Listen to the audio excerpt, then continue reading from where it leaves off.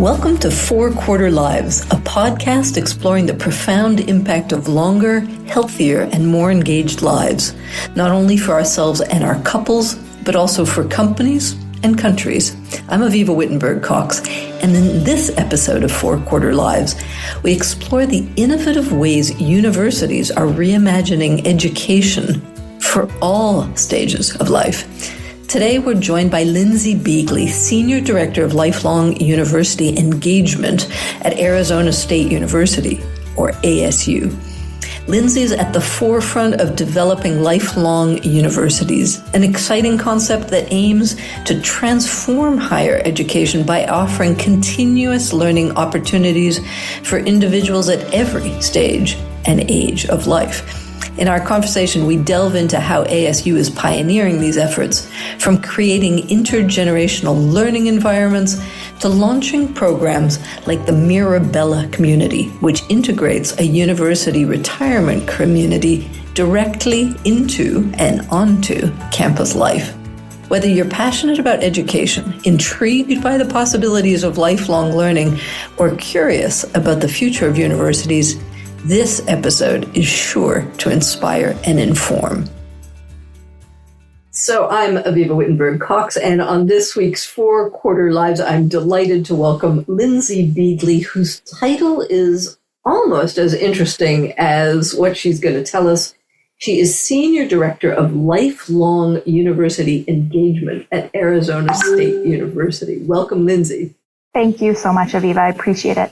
So today we're going to talk about kind of a new concept that you are a bit at the forefront of developing, which is lifelong universities, universities that might actually change the educational landscape for higher ed to actually offer us something at every age and stage of life, which should be quite interesting. But you talk about university design for longevity and the potential that universities really offer some new models for this age of longevity, maybe like a subscription or something that accompanies us over time. What are the key components of this? What are you dreaming of? What's the redesign that you would think would be ideal? Yeah, I think it's a redesign, right? It's a wholesale reimagining of how we think about higher education. Because typically we think about lifelong learning like it's an initiative, it's a program, it belongs in a school or center, but it doesn't impact the core business, the core educational mission of the university. And I think that this is a fundamental question of a college or university's purpose, and therefore it's a design question. And I'm not advocating for a burn it all to the ground, start from scratch approach. I think the good news is that this is already what colleges and universities do, right? They are designed to help human beings transition from childhood to young adulthood through learning experiences, through opportunities to try on new identities, to sample new ideas, to encounter challenging perspectives. And incidentally, we need all of those things to transition to subsequent life stages, from young adulthood to older adulthood, from older adulthood to elderhood. And so, in wonderful news, really the question is, how do we repackage or repurpose the assets, the learning offerings, the campus experiences that we already have, and expand those to learners who are not necessarily looking for a 4-year credential, but who still need all the things that universities do. And so I think about this analogy of an anchor institution, which are, things like libraries and hospitals and recreation centers that we all know we can access at any point in our life that we want to or need to. And you might go through periods where you go to the library more often than other periods. I'm a mother of small children, so I find myself at the library all the time trying to teach them how to use a book and how to turn the pages and how to find a book. So I think about this like a college and university can become a hub for learning across the life course where you know that you can return to that hub as you need to retool and repurpose to adapt to things happening in your personal life, things happening in your professional life, things happening in the world. So I see this, I listen to this with great enthusiasm. And as an individual, I can imagine, wow, this is like extraordinary. You can have this familiar base and also familiar alumni community, a trusted brand, people that get you through different transitions.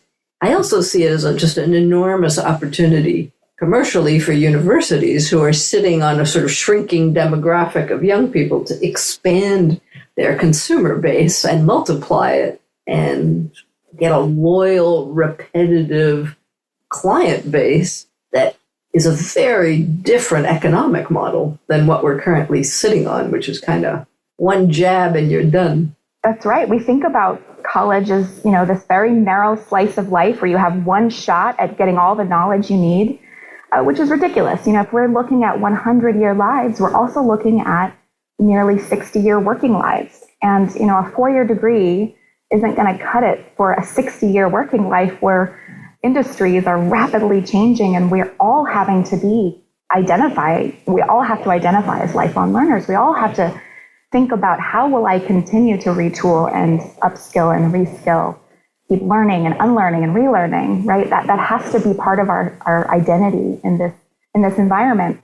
And, typically higher education institutions talk about the enrollment cliff as if it's, a moment of despair, like it's a catastrophe that we could have never seen coming. Explain a bit with the enrollment. What does that mean? Not all of our listeners know what we're talking about when we talk about the enrollment cliff, which is terrifying universities across the globe. Absolutely. Yeah, we're at the precipice of this said cliff, which represents a marked fertility decline around about 2000, 2008, around the Great Recession. But realistically, fertility has been declining for decades.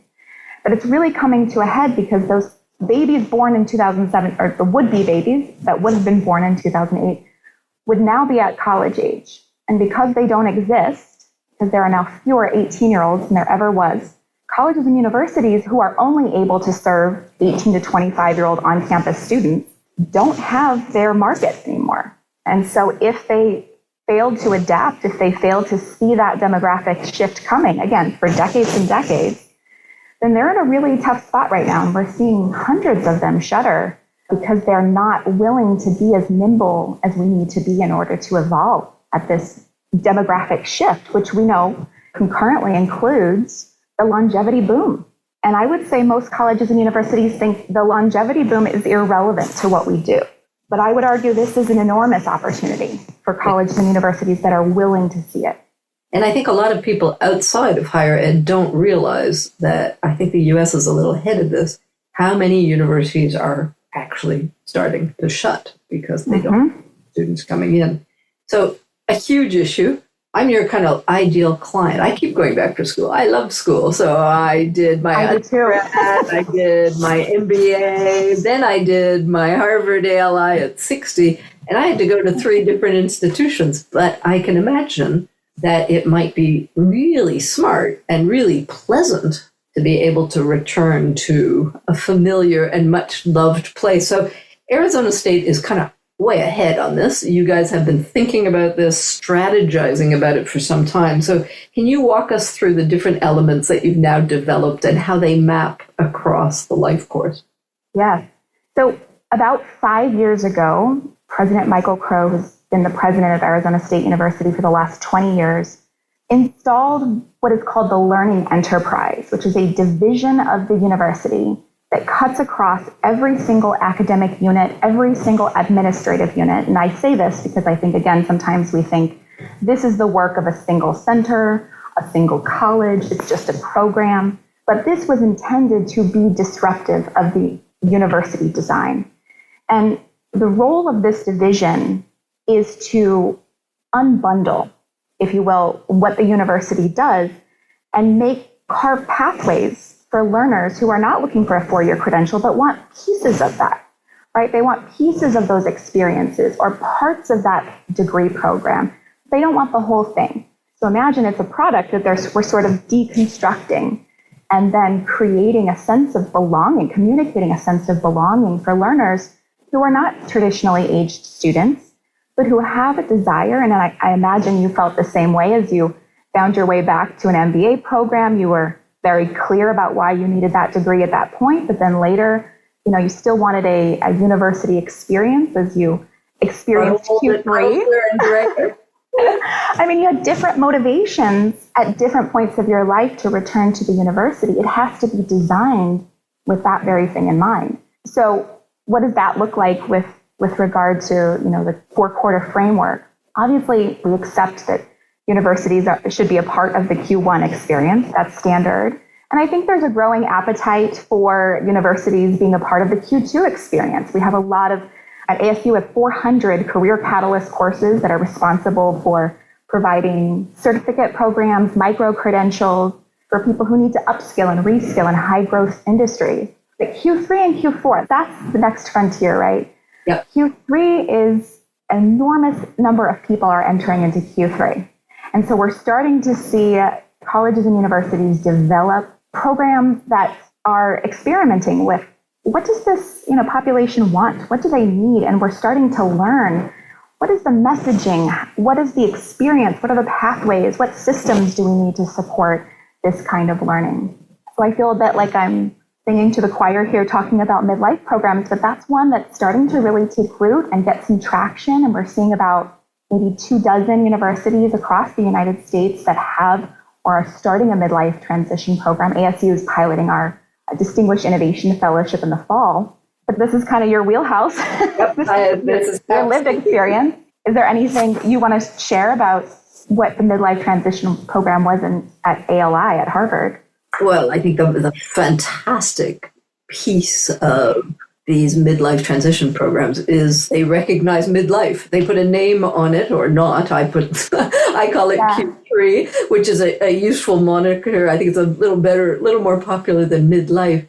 But I think to find the people who are hungry to keep learning and growing and to put them together in a space for a time where they have access again to so many new ideas in a community of like-minded people, which basically just normalizes the extraordinary kind of restlessness, turbulence, boredom, or burnout that a lot of people bump up against to their great chagrin at this time of life. And because we don't have yet that many role models of people navigating this time, it's still a bit new and not enough people have heard about these things. So the more universities help to institutionalize the phase and its requirements, I think the better. And the better we'll be able to leverage the potential of older humans with experience, knowledge, networks, wisdom, hopefully, which right now I think we're throwing out on the junk heap.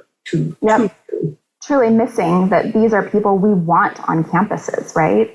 And I think you said an important piece of a program like this isn't, this is a program, this is an afterthought, this isn't part of what we do. No, it's let's invite these people to embed themselves in the campus environment. Yep. These are people we can't afford to not have interact with our students. And so that's a fundamental mindset shift that I think hasn't really taken root yet. It's not just about expanding to a new segment of learners. It's also about tapping this enormous reserve of human capital that our traditional age students desperately need to interact with. And once you figure out what the systems are that support a midlife transition program, then you can use those same systems to start to reach out to other segments that maybe in Q4, right? So I'm really excited about, so we see midlife transition programs as one model, but there are others, and I think we're starting to just scratch the surface. I don't think this is all that's out there. But for example, at ASU, we recently partnered with MEA, and I know that you interviewed Chip Conley recently. MEA has such extraordinary expertise in midlife learning and what people in midlife want to learn, how they want to learn it, and what is the messaging that resonates with somebody who is at this transition point. And so ASU partnered with MEA to create a pilot course where we're starting to experiment. Do midlife learners want to learn this kind of stuff at a university? Is that the right environment? So we developed a course called the Thriving in Your Empty Nest chapter. And think about it. Empty nesters just launched their baby birds into a university. And right? They have this concurrent, their kids are going through a life Really transition. parallel, yeah. Exactly, a parallel life stage. They are concurrently transitioning through their own life stage. So why doesn't the university leverage its assets to support both life transitions?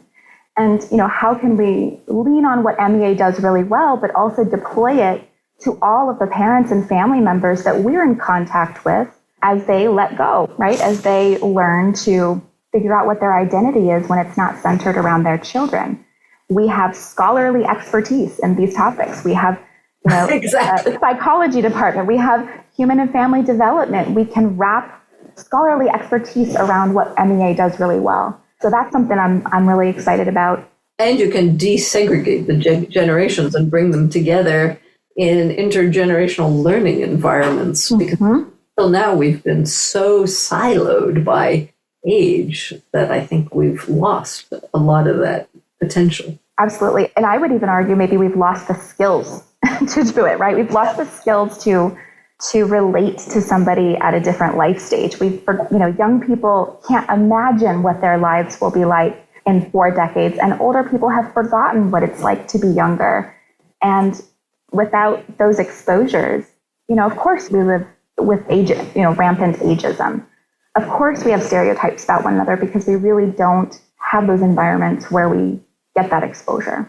And because it's new, I think this is not the same Q3 and Q4 of our parents' generation. So, okay, so you've covered Q1, Q2, the emergence of Q3, and I know you also are creating a whole new concept for Q4. So tell us a little bit, and this is another big innovation that ASU is behind. Tell us a bit about the Mirabella program.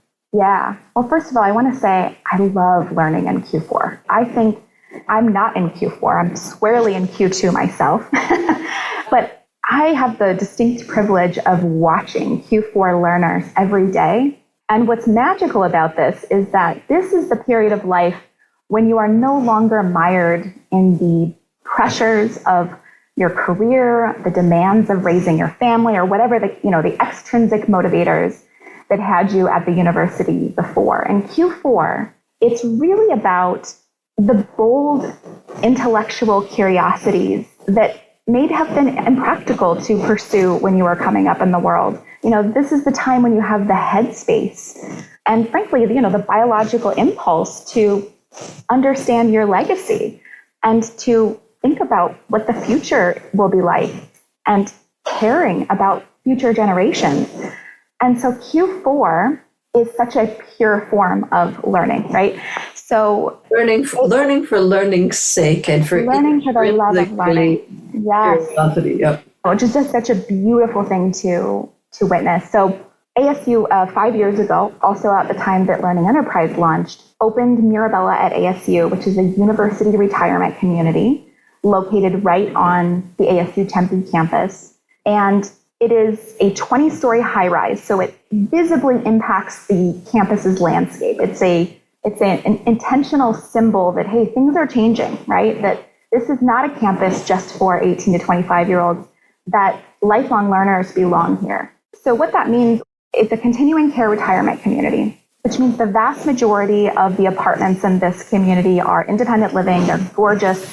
There's no care or anything involved. But what it does have is healthcare floors baked into the building so that should the residents need additional care later in their life, they have those arrangements worked out already. They don't have to disrupt the lives of their adult children who live 2,000 miles away across the country, tied to their own mortgages and lives. And they get to move to their last home on their own terms.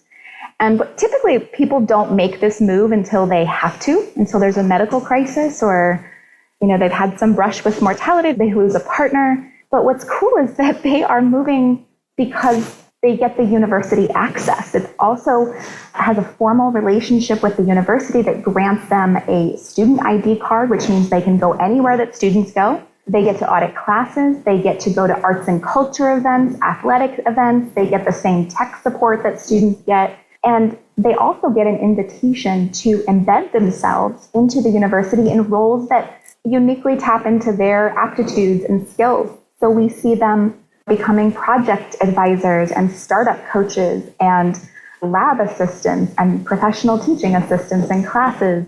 They volunteer at the Child Development Lab. They are pro bono program evaluators. They practice English with our international students. They review student theses. And this is the part that I think is the secret sauce of these models, is it's not just about extending these campus experiences to a new segment of learners. It's also about tapping all of the valuable experience and knowledge that they have. It's kind of like a parallel. The personal parallel is the growth in intergenerational living in a home. And you guys are translating that into intergenerational living on campus for everyone and learning for everyone at every age. And these now older people can go back to being students again. It's very beautifully cyclical. I mean, it sounds like completely ideal. So you've been at this for 5 years. How old can I sign up? How old do you have to be to get in? Is there a minimum, maximum age that people are? And what is it that they're buying? They're buying an apartment, a subscription, how does it work? And how many people are currently on campus in this Mirabella building of 20? I love the 20-story, very visible mark on the campus. Yeah, we actually get some students coming into the sales office to inquire about renting an apartment. But incidentally, we actually have 4 doctoral level music students that live in the building, and in exchange for room and board, they do all of our musical programming. So we have the sort of cream of the crop music performers who are in our community eating dinner, playing pickleball with them, right? Like they live here. And so it really is an intergenerational community. But to your question, yes, there's a minimum age. If there's a partnership, at least one person has to be at least 62.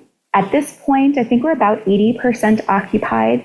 And when we're completely full, we'll have about 450 residents, 450 individuals. So all of these kinds of life plan communities typically operate off of an entry fee model, which means that you pay a lump sum to reserve the right. You reserve the unit until you no longer do, at which point about 80 to 90% goes back to your estate. And then there's a monthly fee that covers all of your dining, all of your transportation, healthcare, housekeeping, utilities, all of what would otherwise be your monthly expenses. And that's pretty typical for these models. And included in all that is the whole university program as well. That's right. Yeah, fantastic. So how common are these? So we're calling this, or we hear them called URCs, I guess. Yeah. Being referred to. How common is this now? How many of them are kind of around the country? Any idea? Yeah. There's I've heard between 75 and 100 universities that claim some kind of affiliation with the university. But what we're starting to realize is there are different models. There are different, let's say, levels of strength, of partnership strength with the university that are really important to distinguish. So if you're a consumer, if you're a prospective resident, you want to understand what you're getting when you buy into a community like this. You want to know, am I able to take classes, or am I still an outsider? Am I still considered part of the community, part of the outside community? So university retirement community is the generic term, and there is now a certification process. And if you have this sort of really deep level of partnership with the university, you can achieve a university-based retirement community certification. And that's really important for them to understand, because there are some communities that are 25 miles off campus and still claiming a relationship with the community, which obviously it isn't the dynamic we're trying to create. We really want to eliminate. You want more than just leafy green visions of students running around at 2 miles off your apartment. We want students in the building. We want them to create chamber ensembles with residents. We want them to have their student clubs. In fact, one of the medical humanities chapter student club meets here every Saturday. We want students in the building. We want faculty in the building. We want residents on campus. We want them walking their dogs and getting coffee and running into a classmate and having impromptu, organic conversations. That's where the real empathy building takes place. That's where ageism and our presumptions about one another melt away. So I think this is critical. Totally brilliant and has just an enormous potential future. Is it mostly American, or have we heard of any European, Asian, global, anywhere else programs emerge? I loosely kind of keep track of these things and have heard that there are 2 Korean universities that have just signed on or plan to launch. And that makes sense, right? I think a lot of the Asian countries are starting to try to figure out what do they do. Yes, what do we do with all of our older adults? And the nuclear multi-generational family unit has broken apart, and now they have to really think differently about where they anchor their elders. And obviously they're living wonderfully long lives, and their universities are places that can be re-envisioned. Yep, fantastic. Okay, I'm going to hunt around Europe for where I'm going to move to next. I would love a system like that. I'm going to look for my nearest URC after. Yes. Let me just pause, but before I ask how we're going to learn and scale all this, how did you get here, Lindsey? Tell me a little bit about your background. You're a fount of this innovation and these ideas, and you mentioned 3 aha moments that led you to champion longevity in education. Can you share a little bit what they were and what you learned? Yeah, fair question. It's an odd place to be at the intersection of 2 unlikely industries, higher ed and senior living.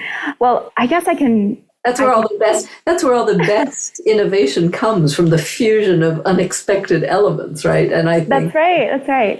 End product is more than the sum of its parts, right? That this isn't just a senior living community that happens to be on a college campus. This is altogether different thing. So back to your question, I think it started. If I think back to where this interest of mine started, it was in Peace Corps. I served in Honduras, which is a beautiful country in Central America, for 2 years.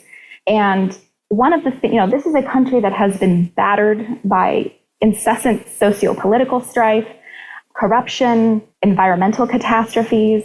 And yet what I observed living and working there was that the communities were strong, that the people were deeply resilient. And what I attributed to their resilience was that they had these mechanisms for interdependence at the family level, at the community level. They knew how to lean on one another at various stages of life. So you see these multi-generational family units where abuelita has this valued essential role in the home. She cares for the children, she cooks, she helps clean, she passes along traditions, she passes along skills. Children feel a sense of belonging. They know where they come from. They are watched and supervised. Meanwhile, adult children are earning the income for the entire household. I mean, this is an ancient practice. I don't mean to suggest this is, but it was new to me, and I returned to the United States in my home state of Arizona, which is, by the way, the birthplace of the age-segregated community, right, of Sun City. And I looked around and looked at my own family and realized not only do we not have this at the structural level, we designed it out on purpose. We designed out our most experienced community members, and they're 20 miles outside of the urban center. And this is kind of the model of, our listeners might not know what Sun City is, but it's one of the biggest American retirement communities, sort of 55 plus that you're describing. And it's just huge and massive and only older people. That's right. In the 60s, we glamorized this idea of if everyone is old, no one is old, right? And it's just a leisure-centered lifestyle. But because we're, living longer, nobody wants to be in leisure for 30 years. That takes the joy out of it, right? So not only have we shot ourselves in the foot in terms of our society's ability to access wisdom, but they're not happy either. And so, I watched this happen, and I was, at the time, a graduate student at Arizona State and working there, and started to realize that students are taking out exorbitant loan debt to cover their living expenses. Meanwhile, we have hundreds of thousands of older adults in Arizona who have big houses and lots of empty rooms, and they are increasingly growing isolated and lonely and depressed. We know that 90% of older adults in the United States want to age in place. They want to be in their homes and chosen communities, but that also comes with loneliness and isolation. And so I was starting to see these sort of concurrent problems from my vantage point at the university. And neither, people who worked in either field didn't really understand the other. And I thought, I might be the only one who can start to stitch generations back together. So I opened a home sharing agency that helped older homeowners in the metropolitan area rent out a room in their house to a college student in exchange for household chores and maintenance. And, realizing this is the final frontier of the sharing economy. This is the last thing we're comfortable with. We're comfortable with sharing our cars and our garages and our pools. But to share our homes while we're living in it is one step too far. And I would often get this pushback of, oh, what a great idea, but not for me. I value privacy. And space. Yep. Understandable. So I would do these focus groups with older homeowners to see, like, hey, what would it take for you to seriously consider this solution? And I was blown away by the answer that I got. I almost unanimously heard some version of, we love the idea of helping a student succeed. And I thought I was going to hear, we would love a few extra $100 a month because we're on fixed incomes, or gosh, I can't do the yard work by myself anymore. I would love for some help with that. It wasn't about their needs. It was about the fact that they felt they had so much more to give, and there weren't pathways for them to be useful in the community. They weren't recognizable, coherent roles for them. This was paradigm shifting for me, Avivah. I left feeling like we have it all wrong. We don't know what we have here, and we are missing a serious opportunity to engage these folks in meaningful roles. And that's when Mirabella at ASU was breaking ground. And I think at the time there was this idea that this would be a lifelong learning community. And I thought, oh, no, this could be so much more. Yep. This could be a place where people not only find themselves in Q4 and really have this wonderful opportunity to reflect and think about their legacy and dive into those questions of intellectual curiosity, but also connect with our students and give them the same thing that Abuelita in the multi-generational household was giving to her children. And that's how we crafted Mirabella. Wonderful. It's just a wonderful story of awakening from abroad as a young person and then connecting dots and coming full circle back to this idea of the intergenerational family of sorts that you're now creating in Arizona. So travel will do that to you. Travel is a great education. Travel might have to be part of this Q4 program. You are right. So before we get on to globalizing this, actually, that is my next question. How do we scale, replicate, make affordable? Give us an idea a little bit about what are the prices we're talking about and some of the challenges and lessons learned in the first 5 years of this basically pilot. I think you're still calling this a pilot and considering a pilot. So what do you think the timeframes are that we're looking at to this more widely available and easily accessible? It is still sort of in its grand experiment phase. I mean, these have been around in some version for almost 20 years, but really convincing institutions of higher education that this is a net benefit for their core educational mission feels like the next step. And so I want to communicate that these are not distractions. These represent proof of concept that colleges and universities can begin to adopt a longevity lens in their growth strategy. And in fact, you've said before, if you don't have a longevity strategy, you don't have a growth strategy. And I think that is ever more true for higher education that is staring down the barrel of the enrollment cliff. This is a strategy that should reach across the entire institution, not this sort of, if we have time, if we have resources. So, university retirement communities are not a solution for every university by any means. To do them well, you have to have that proximity. You want to eliminate the real or perceived barrier between who belongs and who's a student, who's a learner, you want to eliminate that. So if you can't do that, I don't think a university retirement community is the right solution. However, every university has strengths and learning offerings and experiences that are desirable to learners in Q3 and Q4. So it's a matter of looking at your own institution and thinking, what do we have here that we can unbundle and create these touch points with our older learner segment? And how do we craft messaging that says, hey, you belong here too, that we're a place for you too? And that is a That's a mindset shift in my sector. So when we talk about scaling, we're talking about entire mindset shift. Yeah, on which you've started. So maybe we could talk a little bit about just how important executive leadership is. You talked about President Crow, who's been there. I think it helps to have a very long-serving 20-year president in place. A lot of universities may not have that, especially these days where we're getting rid of a lot of presidents. And I'm curious, you wrote a really powerful article with my colleague Simon Chan that we'll put in the link to the show notes, trying to publish in the Journal of Higher Ed, trying to get this message out. How key is that to convince the people running the business side of these institutions?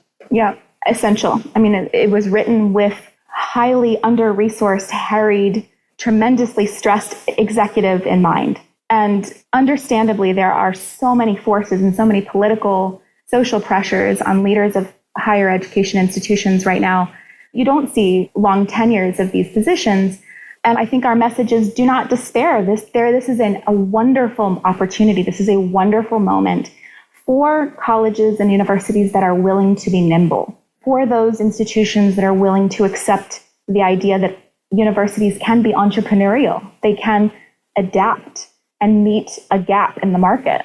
And so in our context at Arizona State, President Crow has been our president for 20 years, and he has long been transforming the university to an institution that is inextricably tied to the community. So if the university is successful, then the community is successful. And the community is changing, and we know that. We know that in less than a decade, there will be more people over the age of 65 than under 18. That has fundamental implications for the purpose and the mission of the university. That takes executive level buy-in to embrace that.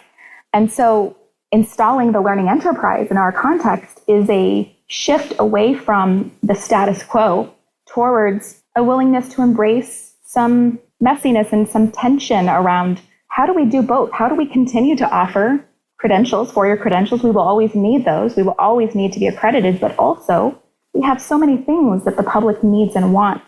So I would say his rhetoric that is so powerful to me is we have to become a university that graduates master learners, not just people who have an expertise in, engineering or business or whatever, but these are graduates who know how to learn, because that is the in-demand 21st century skill. That is what they will have to expect to do at every stage of their life. And that to me is a fundamental question of purpose and mission.